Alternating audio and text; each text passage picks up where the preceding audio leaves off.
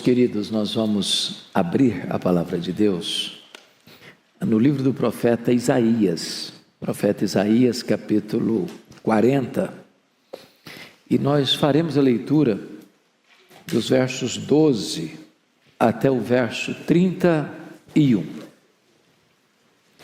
Profeta Isaías 40, versos 12 a 31.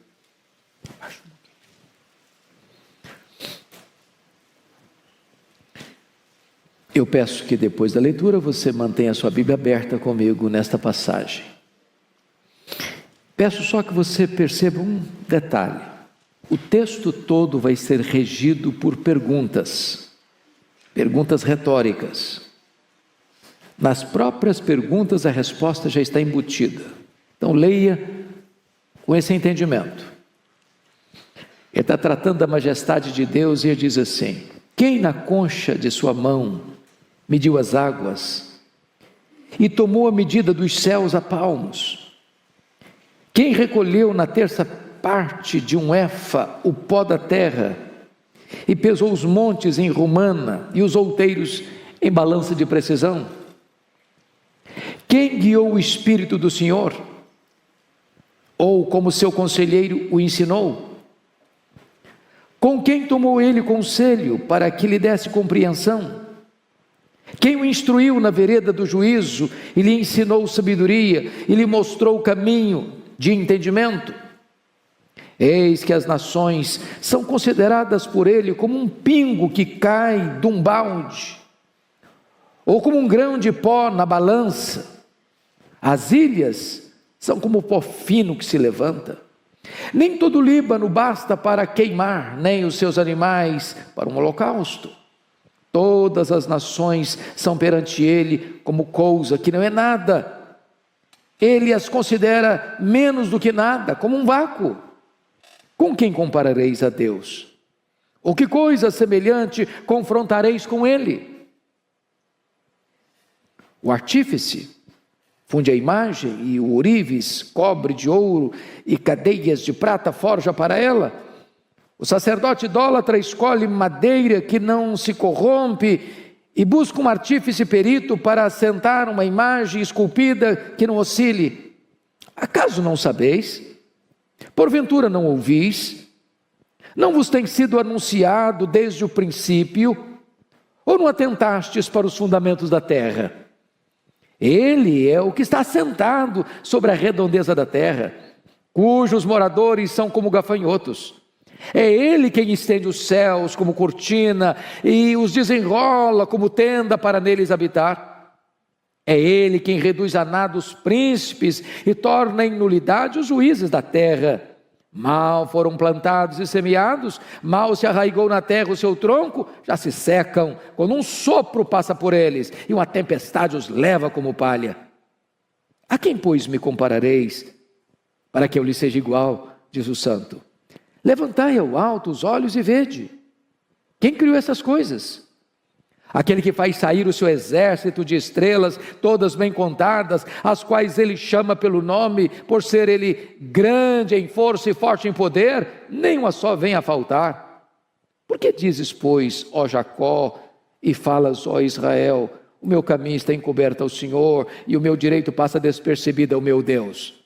Não sabes? Não ouviste? Que o eterno Deus, o Senhor, o Criador dos fins da terra, nem se cansa, nem se fatiga? Não se pode esquadrinhar o seu entendimento. Faz forte ao cansado e multiplica as forças ao que não tem nenhum vigor. Os jovens se cansam e se fatigam, e os moços de exaustos caem. Mas os que esperam no Senhor renovam as suas forças, sobem com asas como águias, correm e não se cansam, caminham e não se fatigam. Amém. Aleluia.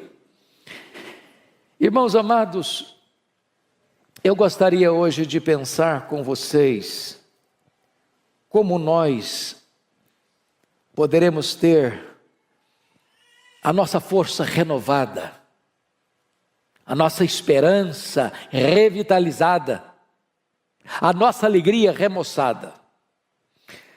O profeta Isaías, ele está tratando aqui da majestade de Deus, da grandeza de Deus, da soberania de Deus.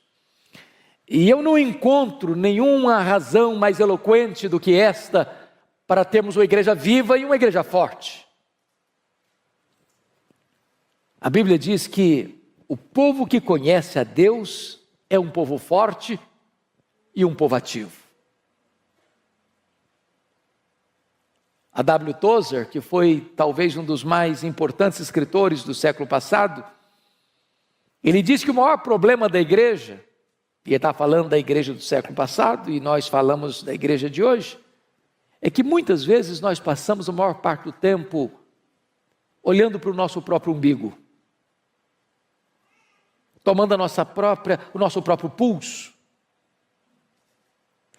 Se nós conhecermos a Deus, prosseguirmos em conhecer a Deus, isso é a própria essência da vida eterna.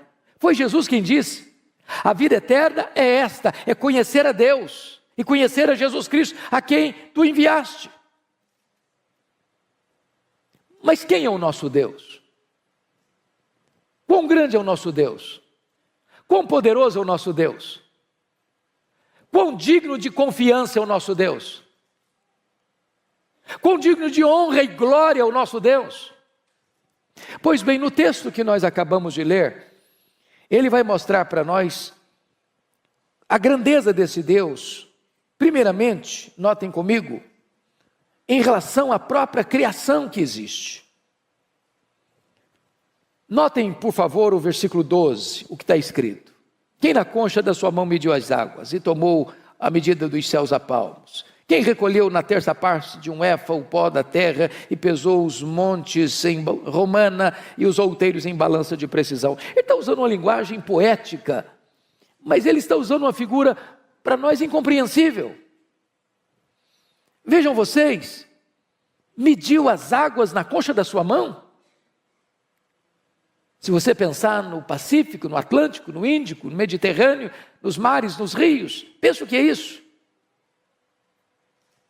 Tente esvaziar o Atlântico aí com um baldinho, veja quanto tempo você vai levar. É incompreensível para nós entender que ele tomou a medida dos céus a palmos.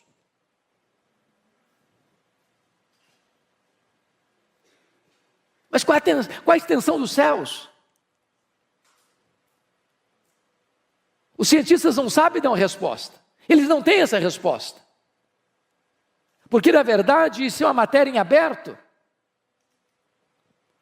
O que nós sabemos é que este universo que ele mediu a palmos não é infinito, porque a infinitude é atributo exclusivo de Deus. Mas se conhece, se sabe hoje que o nosso universo tem mais de 93 bilhões de anos-luz de diâmetro.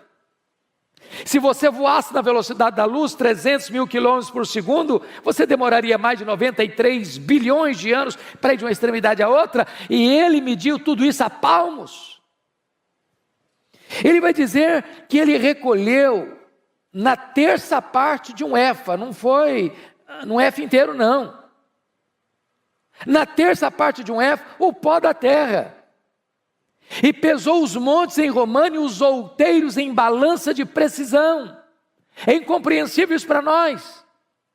Mas o profeta está usando essa figura bela, poética, romântica até, para provar para nós uma coisa: o seu Deus é o Deus majestoso. Ele é maior que tudo quanto ele criou. Veja comigo o verso 26. Levantai ao alto os olhos e vede quem criou estas coisas. Aquele que faz sair o seu exército de estrelas, todas bem contadas, as quais ele chama pelo nome, por ser ele grande em força e forte em poder, nenhuma só delas vinha a faltar. É outra coisa espantosa. Porque os cientistas dizem que tem mais estrelas no firmamento que todos os grãos de areia de todas as praias e desertos do nosso planeta. Ele não apenas criou todas elas, ele batizou cada uma delas pelo nome. E porque ele é forte em força e grande em poder, quando as chama pelo nome, nenhuma só delas vem a faltar. Este é o seu Deus, majestoso, glorioso, absolutamente digno de honra, de glória e de louvor da sua igreja.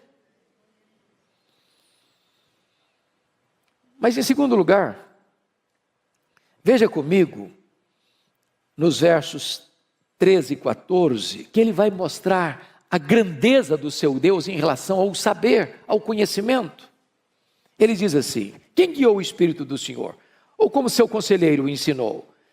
Com quem ele tomou conselho para que lhe desse compreensão? Quem o instruiu na vereda do juízo e lhe ensinou sabedoria e lhe mostrou o caminho do entendimento? Ele está perguntando em outras palavras para nós assim: em que escola ele estudou?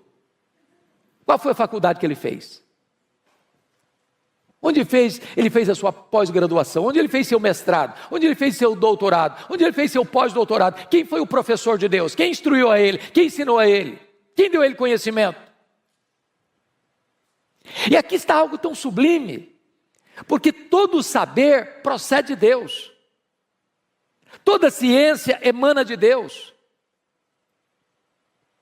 Ele é a fonte de todo conhecimento, Ele é a fonte de todo saber. É por isso que nós, povo de Deus, não desprezamos o nosso cérebro. Nós não jogamos o nosso cérebro fora. É por isso que nós valorizamos toda a ciência, todo o saber, porque toda ciência, todo saber e toda verdade procede de Deus, porque Ele é a fonte de todo o saber, de todo o conhecimento, de toda a ciência. Nós sabemos fragmentadamente, Ele sabe completamente. Nós sabemos parcialmente, Ele sabe o todo. Nós conhecemos em parte, mas então Ele conhece tudo, e haverá um dia em que Ele vai abrir para nós o painel do saber, e nós conheceremos como também somos conhecidos. Esse Deus é digno de honra e de glória. Mas, em terceiro lugar, confira comigo aí os versos 15 a 18, porque vai mostrar a grandeza de Deus, não só em relação à criação, não só em relação ao saber, mas em relação às grandes potências da época, as grandes nações da época. Veja, por favor, versos 15 a 18. Eis que as nações são consideradas por ele como um pingo que cai de um balde, ou como um grão de pó na balança. Olha o verso 17. Todas as nações são perante ele como coisa que não é nada. Ele as considera menos do que nada, como um vácuo. E ele usa uma linguagem aqui tremenda. Porque um pingo que cai de um balde, não dá para refrescar o chão ressequido, nem matar a sua sede. Ele olha para essas grandes potências, pense comigo nas potências do passado, o Egito, a Síria, a Babilônia, Império Medo-Persa, Império Greco-Macedônio, Império Romano. Pensa comigo hoje, Estados Unidos, China, Japão, Alemanha, Reino Unido, França, Europa, os países da África, os países da Ásia, os países da Oceania, os países da América do Norte, Central, do Sul. E ele considera todas essas nações, todas essas potências econômicas e militares como um pingo que cai num balde, como um pó numa balança de precisão. Aliás, ele vai além do seguinte: é como nada, é como menos do que nada, é como um vácuo. Então as nações que se insurgem contra Deus, as nações que blasfemam de Deus, as nações que acham que elas mesmas são a própria divindade, Deus olha essas conspirações todas da terra, diz o Salmo 2, e ri. Porque Ele quem levanta reinos e abate reinos, Ele quem coloca reis no trono e faz esses reis apiarem do trono, e só Ele é Deus, só Ele é o Rei Supremo. Mas o profeta Isaías vai além e vai mostrar a majestade de Deus, a grandeza de Deus, em quarto lugar, em relação aos ídolos. Confira comigo os versos 19 a 21. O artífice funde a imagem, o ourives a cobre de ouro e cadeias de prata forja para ela. O sacerdote idólatra escolhe madeira que não se corrompe e busca um artífice perito para assentar uma imagem esculpida que não oscile. Acaso não sabeis?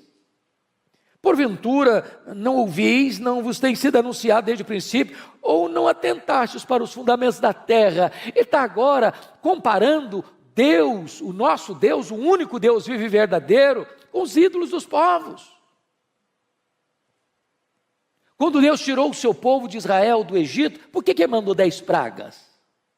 Poderia ter sido 2, 3, 4, 5, 6. Por que 10? Porque cada praga daquela desbancava uma divindade do panteão egípcio. Ele está mostrando que só Ele é Deus. Que os deuses dos povos são deuses falsos.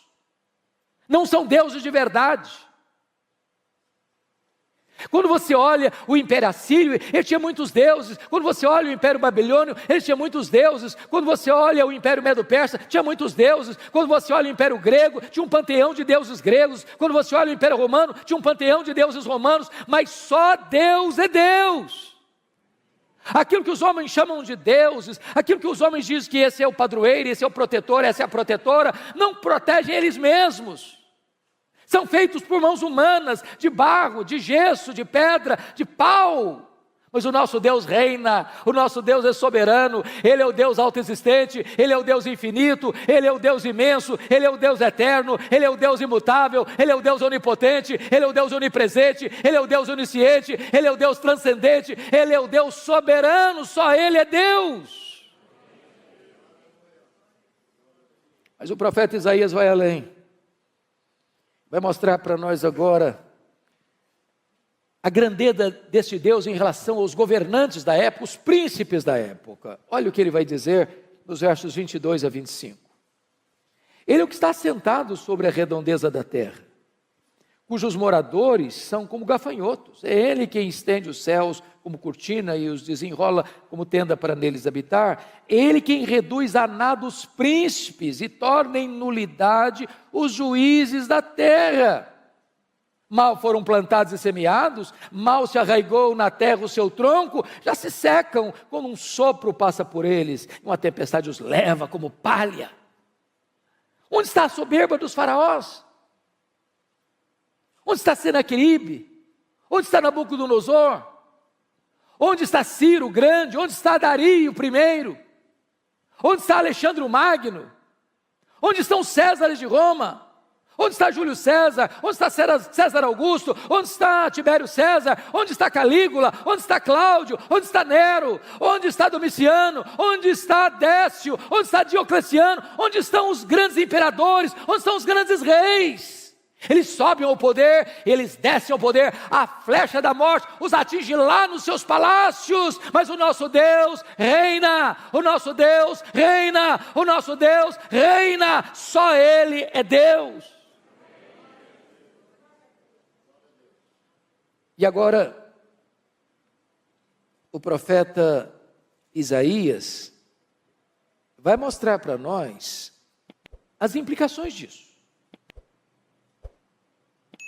Porque se eu creio nesse Deus, que é soberano, que é majestoso, isso tem implicações. Tem implicações. Então vejam comigo como é que Isaías vai aplicar isso no verso 27. Porque, pois, dizes, ó Jacó, e falas, ó Israel, o meu caminho está encoberto ao Senhor, e o meu direito passa despercebido ao meu Deus. Aí você começa a perceber que as próprias queixas do povo tinha a ver com o fato, o povo não estava conhecendo o seu Deus. Aliás, lá no começo do livro, Isaías diz que o boi e o jumento conhecem o seu dono.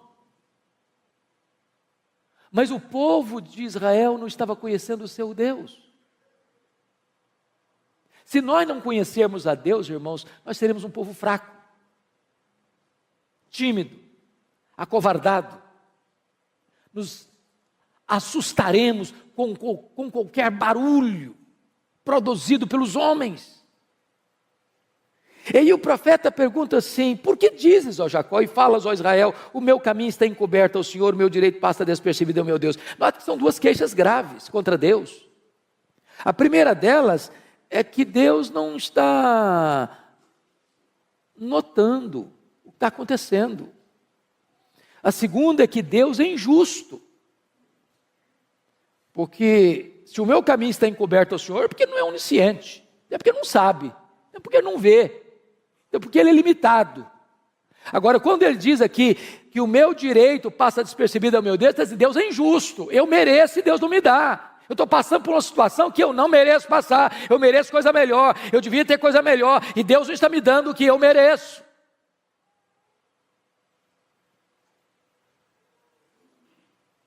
Aí o profeta responde assim, verso 28. Não sabeis?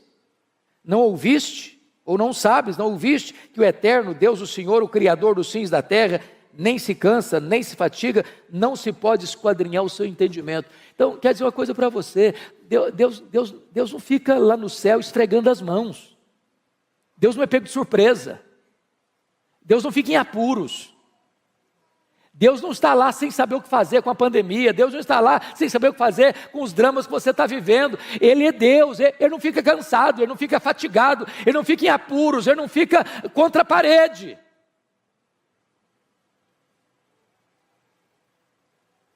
Mas notem uma coisa,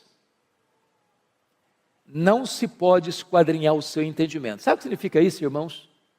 Tem muita coisa na vida que eu não vou conseguir explicar, pastor Edivaldo não vai conseguir explicar, você não vai conseguir entender, você não vai conseguir explicar. Porque se eu pudesse entender Deus no seu aspecto pleno, eu seria igual a Ele, eu não seria Deus. Eu sempre serei limitado. Os atributos incomunicáveis de Deus nós não teremos nem no céu. Há coisas que você e eu não vamos entender. Eu fico olhando a história do Jó, por exemplo, que foi golpeado na vida financeira, na saúde, no casamento, nas amizades e com os filhos. E o que Jó fez? Ele perguntou, ele quer saber. Ele fez 16 perguntas, por quê? Ele fez 34 queixas contra Deus, e a resposta de Deus para ele foi o silêncio. E quando Deus falou, Deus não respondeu nenhuma das 16 perguntas, nenhuma das 34 queixas, ao contrário, Deus fez 70 perguntas para ele. A Bíblia diz que Deus o restaurou, mas Deus não explicou. O que Deus promete para você é restauração, nem sempre explicação. Às vezes você diz assim, pastor, é verdade, eu vou chegar lá no céu com a minha listinha de perguntas, eu vou querer saber muita coisa. Não vai querer nada. Não vai querer nada, sabe por quê? O céu é autoexplicativo. Primeiro instante que você chegar no céu, todas as suas dúvidas terão sido dissipadas. Lá não tem interrogações, lá não tem perguntas, lá tem respostas. Lá nós conheceremos como somos conhecidos. A nossa leve e momentânea tribulação aqui produzirá para nós eterno peso de glória, acima de toda comparação. Mas ele prossegue no texto, confira comigo no verso 29, quando ele diz assim, esse Deus faz forte ao cansado e multiplica as forças ao que não tem nenhum vigor. Talvez você está hoje aqui, meu irmão, de tanque vazio. Talvez você está aqui andando na reserva. E eu quero dizer para você que Deus trouxe você aqui nesta noite para dar uma B12 na sua veia espiritual. Deus trouxe você aqui hoje para dizer o seguinte, olha meu irmão, você não precisa andar fraco e abatido não, você pode ser fortalecido, o Deus Todo-Poderoso é o seu Deus, é o seu Pai, e Ele está aqui hoje para fortalecer você, levantar você. Ele diz no verso 30, confira comigo, os jovens se cansam e se fatigam, e os moços exaustos caem. O que ele está dizendo? Hoje eu assisti o sermão do pastor Ivaldo, às 8 horas, e ele deu uma pincelada nesse assunto aqui. Se você confiar, jovem, na sua força, o jovem tem vigor, ele é forte, ele enfrenta a luta e vai para frente, vai para cima, ele tem força, ele tem vigor. Mas isso é limitado, sabia? Tem muito jovem cansado. Tem muito jovem arquejado. Tem muito jovem fatigado. E é Deus, e só Deus pode multiplicar suas forças, renovar seu ânimo, dar esperança para você. Por isso o texto no verso 31 diz algo sublime, mas os que esperam no Senhor, renova suas forças. Não é o forte na sua força, não é o sábio na sua sabedoria, não é o rico na sua riqueza, é os que esperam no Senhor. Não é o trabalho que você tem, não é a empresa que você dirige, não são os negócios que você tem, não é a tradição da sua família, não é os diplomas que você granjeou nos seus estudos acadêmicos, é os que esperam no Senhor. E aí ele faz uma comparação interessante. Os que esperam no Senhor renovam as suas forças, sobem com asas como águias, correm e não se cansam, caminham e não se fatigam. E eu fico sempre curioso quando leio isso aqui, porque eu li alguns livros de oratória, alguns livros de retórica, e quase todas as obras que eu li, se não todas, nesta área, diz que um discurso precisa terminar lá em cima e não lá embaixo. E se você e eu fôssemos o escritor desse versículo aqui, talvez seguindo as leis da retórica, da oratória, nós mudaríamos os verbos. Nós leríamos assim: os que esperam no Senhor caminham e não se fatigam, os que esperam no Senhor correm e não se cansam, os que esperam no Senhor sobem com asas como águia. Não é assim? Corre, anda, corre e voa. Só que o profeta bota não em grau ascendente, mas em grau descendente. Por quê? Muito provavelmente, porque as nossas forças são drenadas, desidratadas.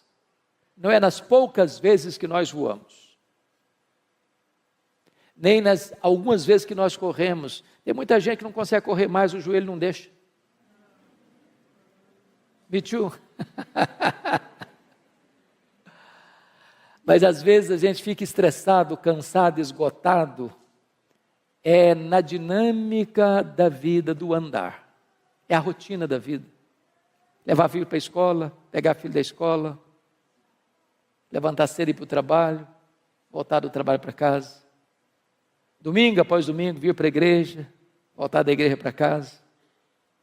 Essa rotina do andar esgota você. E Deus é poderoso hoje aqui para renovar-nos.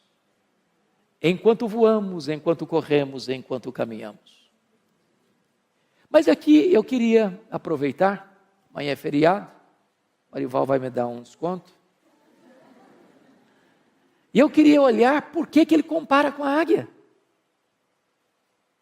Os que esperam no Senhor renovam as suas forças como águia, sobem com asas como águia. Por que ele está usando a figura da águia? Por que ele está nos trazendo esse tipo da águia? Primeiro, porque no mundo inteiro, irmãos, a águia é símbolo de otimismo, de força, de garra. E eu queria falar para você que se você espera no Senhor, você precisa ter um otimismo indestrutível.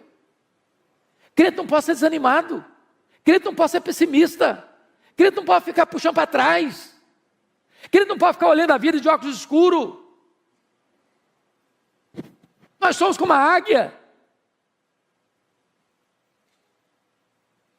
Há pouco tempo, quer dizer, não, pouco tempo relativo, alguns anos, entrou no meu gabinete uma mulher chorando muito. E quando ela acalmou, eu disse: filha, o que está acontecendo? Ela disse: pastor, eu estava saindo de casa para vir para cá, e a minha vizinha pulou do 10º andar do apartamento dela, do prédio dela, se esborrachou no asfalto. E eu perguntei: mas que conexão tem isso com a sua vinda aqui? Ela me disse: é porque eu estou querendo fazer a mesma coisa, mas não tenho coragem. Eu falei: mas por que você quer se matar? Ela me respondeu: porque eu sou um problema. Eu perguntei: mas por que você acha que você é um problema? Porque o meu pai sempre me disse que eu era um problema. Aí eu saí de casa para me casar com o primeiro pretendente. E o que aconteceu? Meu marido dizia as mesmas palavras do meu pai: você é um problema. Pastor, eu sou um problema. Falei: mas o que você fez? Falei: eu me divorciei dele, me casei de novo. Falei: o que aconteceu? O segundo marido dizia que eu era um problema. Falei: e daí? Falei: eu me divorciei dele, casei a terceira vez. Falei: o que está acontecendo? O meu terceiro marido me diz que eu sou um problema. Pastor, eu sou um problema, eu não mereço mais viver, eu não posso mais viver, eu quero me matar. Eu senti compaixão por aquela mulher e disse para ela 3 coisas. Ela é uma mulher cristã, membro de uma igreja evangélica. Eu disse: filha, 3 coisas eu preciso lhe dizer. Primeiro, você não é o que as pessoas dizem que você é. Segundo, você não é o que você pensa que você é.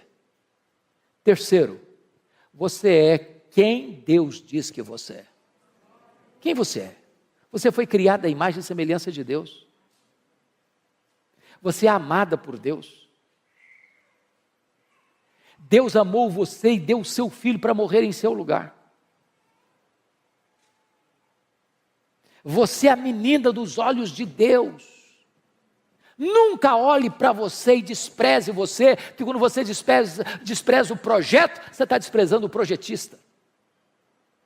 Valorize, porque você tem valor em Cristo. Em Cristo você é precioso, você é preciosa. Então lute pela sua vida, em vez de desistir dela. Mas ainda, irmãos, em segundo lugar, se nós somos como a águia, isso nos ensina uma segunda lição, o princípio da piedade progressiva. Diz os estudiosos que a águia sempre gosta de voar alto, alto, alto, sempre um pouquinho mais alto. O que significa isso se somos como a águia? Significa que o crente não pode ficar de altos e baixos, de avanços e recuos, em zigue-zagues na vida.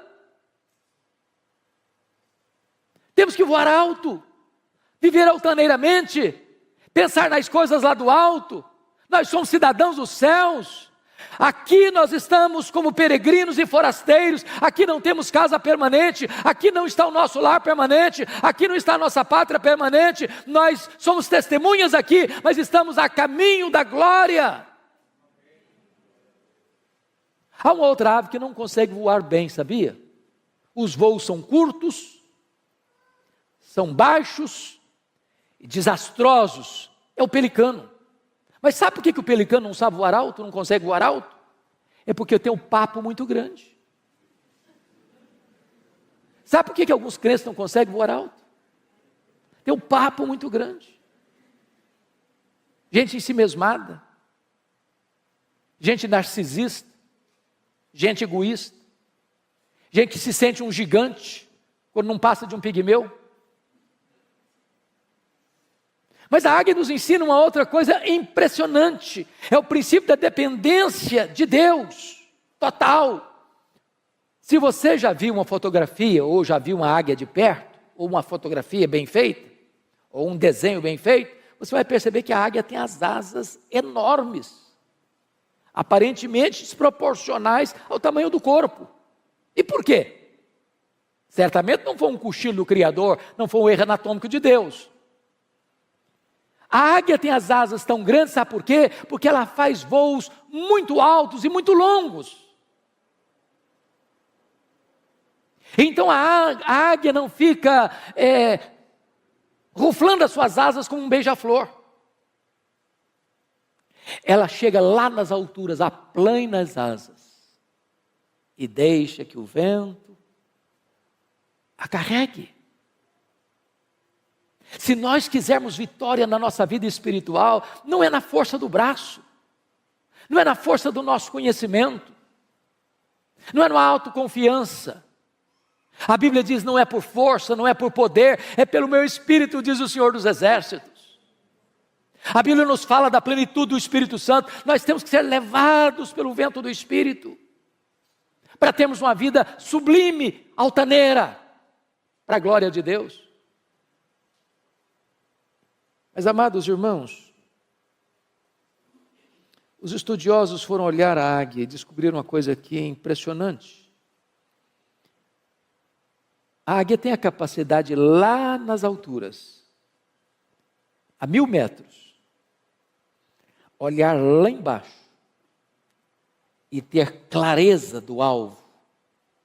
E ela faz um voo como uma flecha para atingir o seu alvo.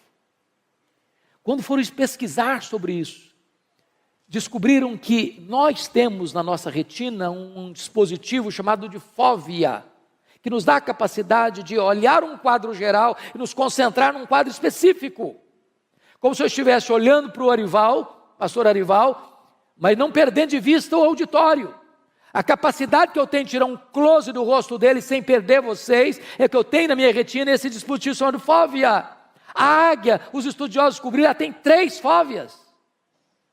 Ela ao mesmo tempo consegue enxergar um alvo acima, na frente e embaixo. Mas se nós somos com a águia, o que significa isso? Nós temos que ter visão para cima, para o alto, para Deus. Tem gente, irmãos, que é cientista, pós-doutorado em algumas áreas do saber humano e não enxerga um palmo acima da cabeça. Tem um mínimo de discernimento espiritual. Tem gente que se tornou crente, muita gente se tornou crente e ficou uma pessoa assim alienada.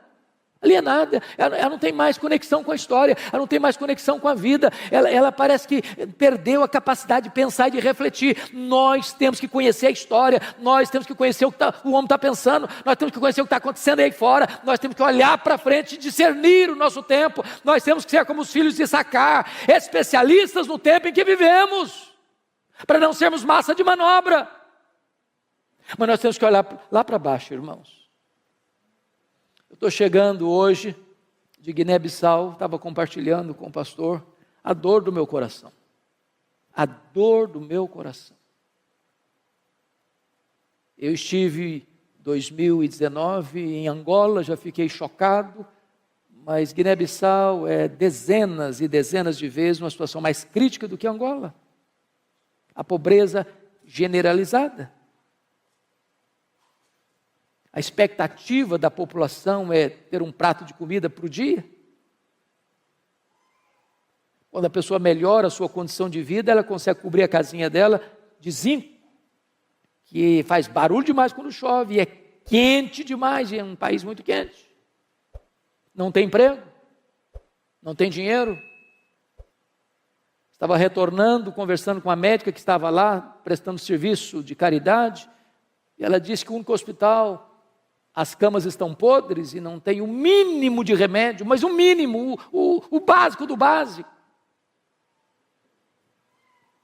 Mulheres, crianças e velhos com a bacia na cabeça, vendendo um pouquinho de pepino, ou de cebola, ou de batata, para conseguir um pouquinho de comida naquele dia. E nós precisamos olhar para baixo. E termos misericórdia, não só de sentimento, mas de ação, de fazer alguma coisa. Quando tantas vezes você reclama da casa que mora, do carro que anda, da comida que tem na mesa.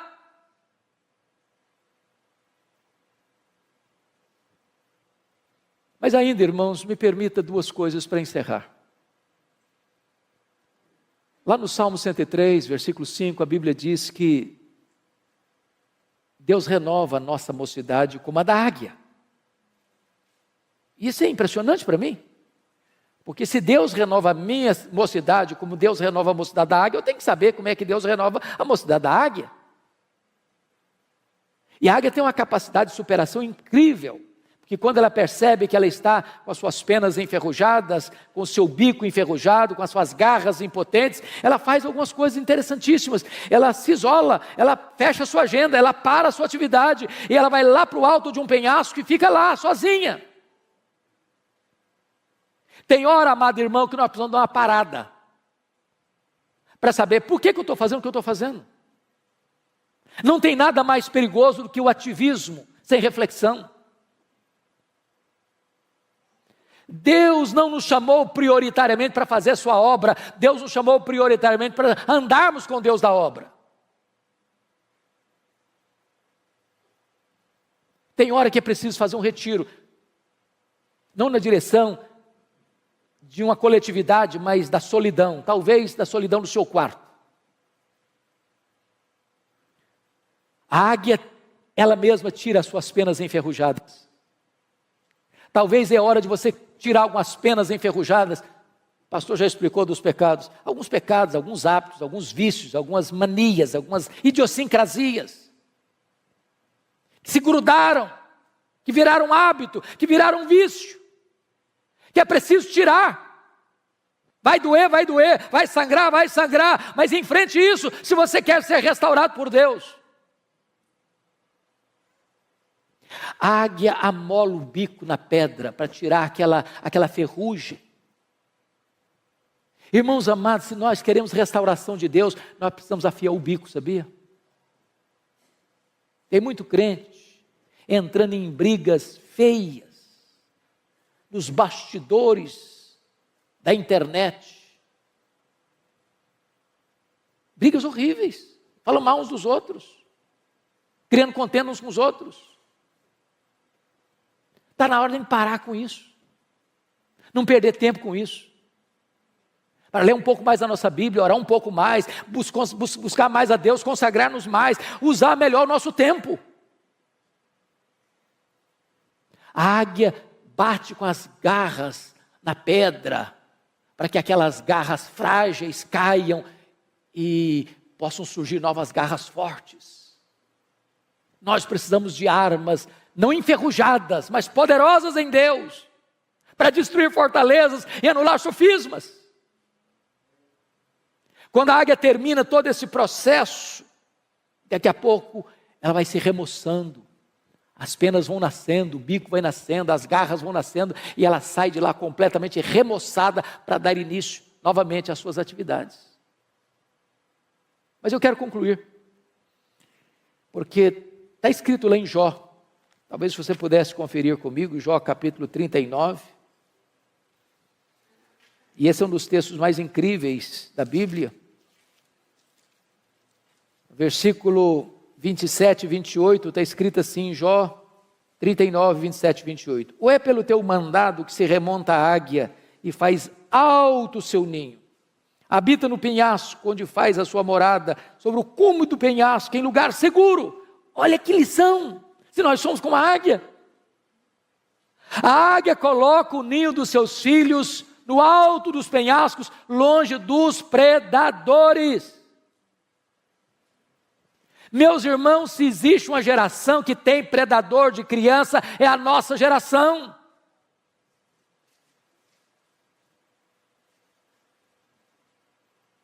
Os carros de sons ficam nas portas das escolas, panfletando meninada. É uma festa hoje, é uma reunião amanhã, é uma proposta hoje, é outra proposta amanhã. As igrejas até recentemente estavam preocupadas com seus adolescentes. Hoje não é mais com adolescente que o povo está preocupado, não. É a idade de 4 a 9 anos, é nessa idade que estão dizendo para o menino, é aí que você vai decidir se você vai querer ser homem ou mulher. Estão querendo destruir a nossa geração de crianças. E nós, pais, precisamos colocar o ninho dos nossos filhos no lugar alto, longe dos predadores.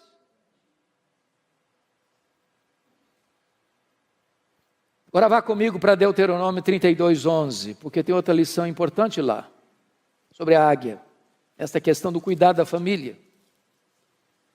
32:11 está escrito o seguinte: como a águia desperta a sua ninhada e voeja sobre os seus filhotes, estende as asas e tomando-os, os leva sobre elas. O que ela está querendo dizer aqui? O que é isso aqui? Quando os filhotes da águia, lá no alto dos penhascos, está na hora de sair do ninho, está na hora de começar a vida, o que ela faz? Ela vai lá em cima e começa a voar em cima do ninho. Sabe o que ela está dizendo para os filhotes? Olha para mim, faça o que eu faço, siga o meu exemplo. Nós ensinamos mais os nossos filhos com exemplo do que com palavras, porque os nossos filhos nos veem mais do que nos escutam.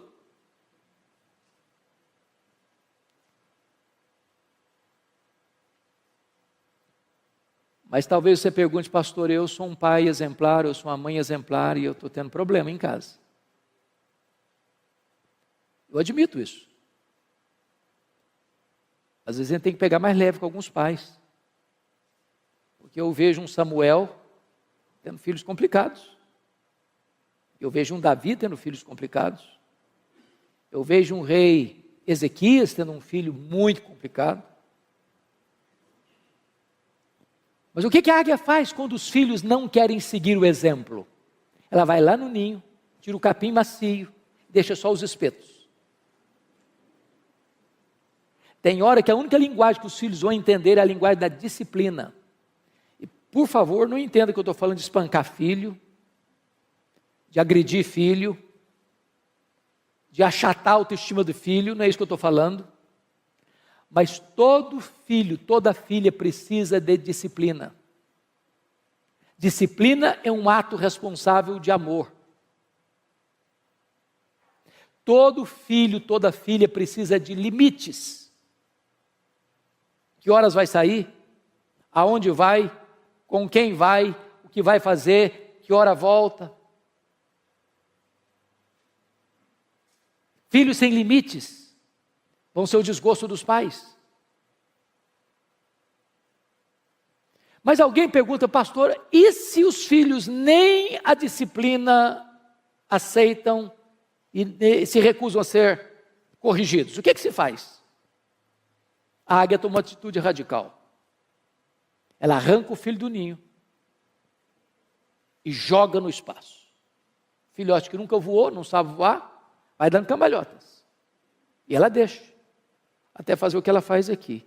Estende as asas, tomando-os, os leva sobre ela. E ela faz isso uma, faz isso duas, faz isso 5, faz isso 10 vezes, até que o filhote aprende a voar sozinho. A lei da águia é esta: meu filho precisa ser meu discípulo. Eu não desisto dos meus filhos, eu não abro mão dos meus filhos. Aqui está um princípio espiritual. Não abra mão dos seus filhos, não desista de seus filhos.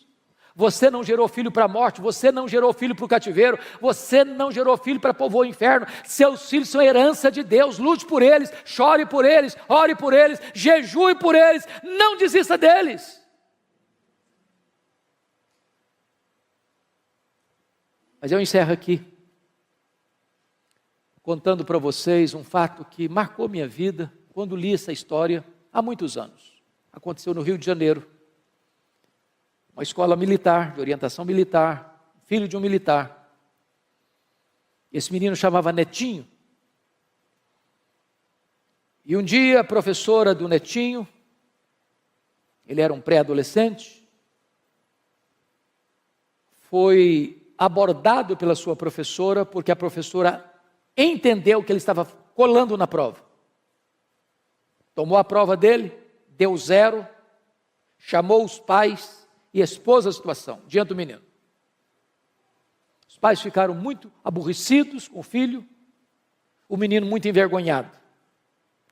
Na volta para casa, o Netinho disse: papai e mamãe, eu posso explicar o que aconteceu?